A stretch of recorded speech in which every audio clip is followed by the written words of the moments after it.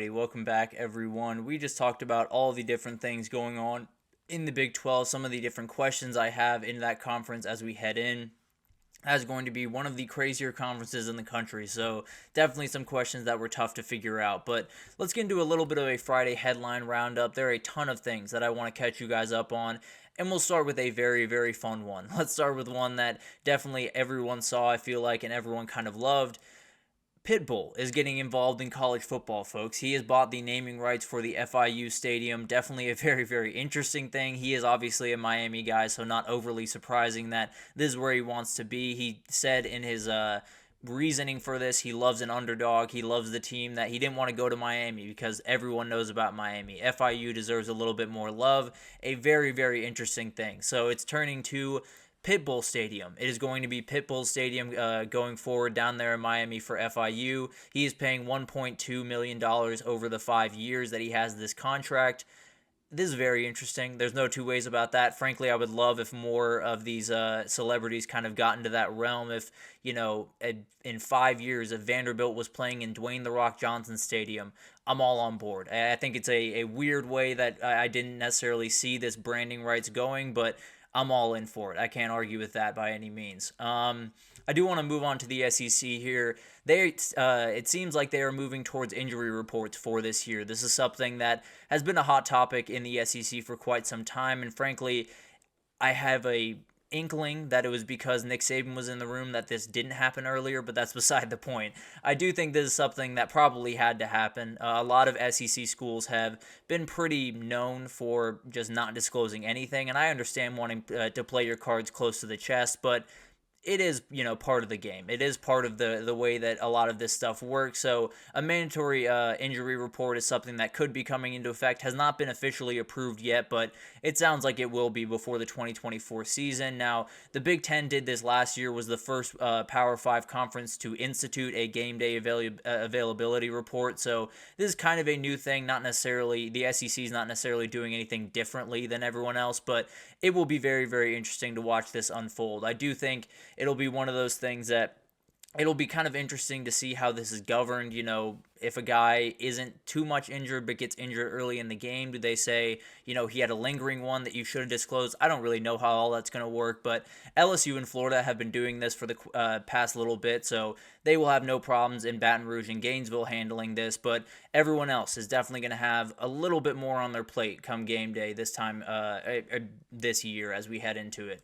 The other team I want to talk about is Kentucky. They were forced to vacate some wins for NIL violations, which I'm not a big fan of vacating wins in general. This is a very, very interesting case nonetheless, though. So it sounds like Kentucky was giving appropriate or was given appropriate penalties from level 2 violations that happened within the program. There were at least 11 football players that got impermissible benefits that did not perform work in the NIL field. So as you all know, there is a lot of these deals that are contingent on working 50 hours of community service or doing a project out in the community or whatever it is. Some of those players just didn't perform those tasks and still got paid, and that's the big time issue. So 8 of those players went on to compete while ineligible because they violated this rule. So that's where this is coming from. If you have players on the field that aren't supposed to be there, you kind of have to vacate those wins. And Kentucky also faces 2-year probation and a fine. It's one of those things. NCAA, attacking Kentucky a little bit easier. Let's just put it that way. So definitely a very interesting story that will affect this program going forward, but one that, maybe we don't hear too much from after this, but it'll be interesting to watch that unfold. Let's get into Steve Cragthorpe. He passed away at the age of 59, a former Louisville head coach, a very, very talented head coach, had been diagnosed with Parkinson's over a decade ago, and had been struggling with that. So first of all, obviously, condolences to his family. Hope that they can find some type of peace during this time, but this is a very fantastic football coach. This is a guy that was hired at Tulsa early on, and he came into a program that was 2-23 in 2021 and 2022. From that point on, they immediately started turning things around. They won 8 games in every one of his seasons. They were 8-5 in his first season, 9-4 in 2005, with the team's first bowl win since 1991. So he gave Tulsa fans a ton to cheer about around that early 2000s era, and I'm sure they remember this man very, very fondly. His success went on at Louisville, didn't necessarily have the career that he wanted to at Louisville, ended with a 15-21 record, and was fired after, I believe, 2 years, 3 years in the program. So wasn't necessarily there too long, but still someone that left a very lasting legacy across the entirety of college football, but particularly in Tulsa, Oklahoma, and brought that program where they wanted to be. And it was a really, really magical story for sure. But obviously, condolences to his family. Hopefully they can find some peace during this time, and a really, really remarkable coach that left us far too soon, that's for sure. But let's move on to Dylan Raiola. There was a very interesting conversation that was going on around Twitter around Dylan Raiola when he showed up on campus for fall camp. He was walking around the campus wearing, sunglasses. He had his hair going. He had everything going, and immediately everyone said that's Patrick Mahomes. Immediately everyone tied him to the quarterback over there in Kansas City, and frankly, I don't blame you. He wears the number 15. If you've seen this guy throw a football, it looks a lot like what Patrick Mahomes does throwing a football. And frankly, that makes a lot of sense. I don't mean to make anyone feel old here, but Patrick Mahomes entered the league about 6-7 years ago at this point.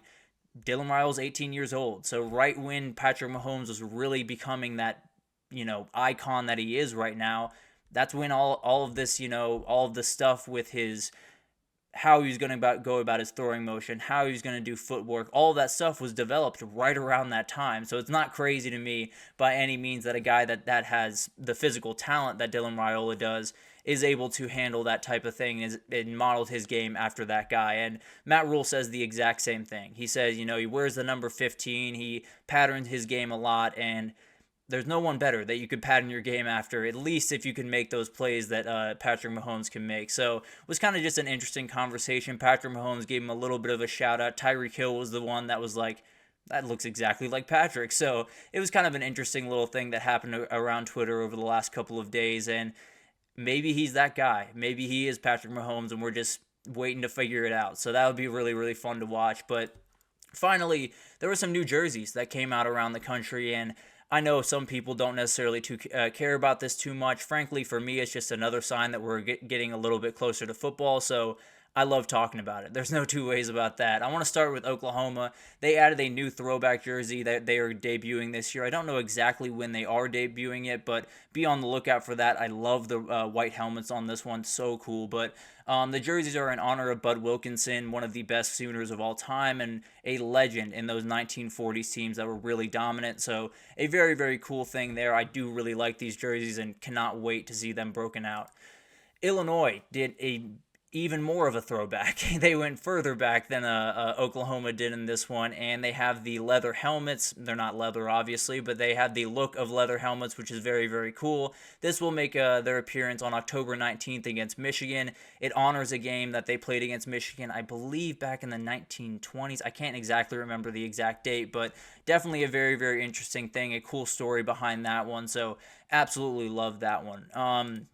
And then finally, Oregon released a new jersey. Imagine that. It's like the day's turning, Oregon releases a new jersey, but very much like this one, a very, very cool design. When you have the colors they have to work with and when you have Nike right around the corner, a lot of special things can happen. So definitely very, very cool jerseys there. And I understand this is not the most interesting topic in the world, this is not the most newsworthy topic in the world, but it just means we're getting closer. It just means we're a day closer. We're a second closer to this thing kicking off. We're 15 days out at this point, and I cannot wait. We're going to kick things into high gear next week and really start getting some. Maybe we'll do some record predictions. Any questions that you guys have that you want me to unpack, I'm more than happy to do that. So we have plenty of stuff coming up over the next couple of weeks as things really start to heat up. Things get very, very real over the next couple of weeks, and then we lace them up, toe meets leather, and we're ready to roll. So cannot wait for that to happen. Obviously, you start to get that nervous energy right around now with your team kind of getting closer and closer to playing, and